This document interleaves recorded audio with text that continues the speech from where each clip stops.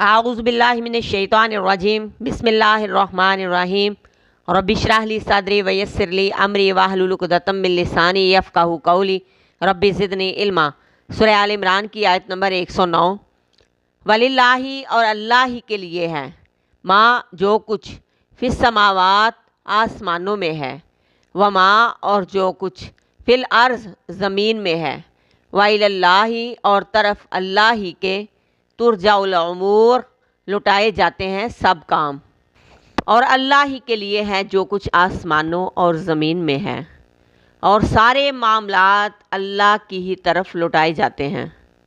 آسمانوں اور زمین کا بادشاہ، مالک، خالق، رازق، نگہبان، محافظ، تدبیریں کرنے والا، نظام چلانے والا، بخشنے والا، درگزر کرنے والا، مجرموں کو عذاب کرنے والا، سرکشوں کو سزا دینے والا، زندگی دینے والا، موت دینے والا، سب کام جو پوری کائنات میں ہو رہے ہیں ان سب کا مالک بادشاہ اللہ ہے۔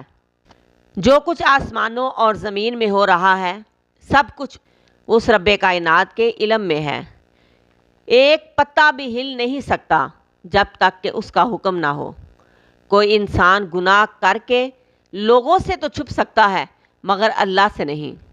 سازش کر کے لوگوں کی نظروں میں تو اچھا بن سکتا ہے لیکن اس اللہ کی عدالت سے نہیں بچ سکتا۔ حق مار کر کسی کا حق کھا کر دنیا میں تو وقتی فائدہ حاصل کر سکتا ہے لیکن آخرت کی پکڑ سے بچ نہیں سکتا۔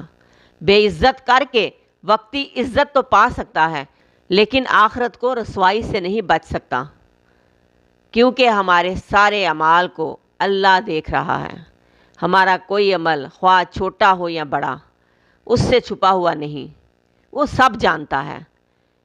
وہ تو دلوں کے بید بھی جانتا ہے اور ان خیالوں سے بھی واقف ہے جن سے ہم خود بھی واقف نہیں۔ کسی انسان کی نظر میں آپ سچے ہیں یا نہیں اس سے کوئی فرق نہیں پڑتا۔ اصل بات یہ ہے کہ اللہ کے ہاں تمہارا مقام کیا ہے۔ فیصلے تو اللہ کی عدالت میں ہونے ہیں۔ کون حق پر ہے کون حق پر نہیں اس کا فیصلہ تو اللہ کرے گا۔ اس میں کچھ شک نہیں کہ ہمارے تمام اعمال اس اللہ تبارک و تعالیٰ کی ہی طرف لٹائے جاتے ہیں۔